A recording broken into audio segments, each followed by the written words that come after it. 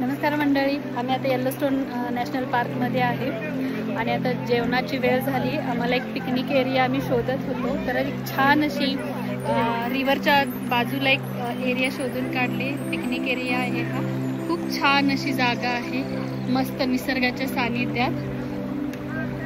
आम्ही घरातूनच थोडंफार जेवण बनवून आणलं होतं। तुम्ही काय आणलंय प्रांजली? आम्ही आणलाय वरण भात, खिचडी। तुम्ही काय आणले पूनम? खिचडी। अरे वा, लोणचं मस्त। ते हाय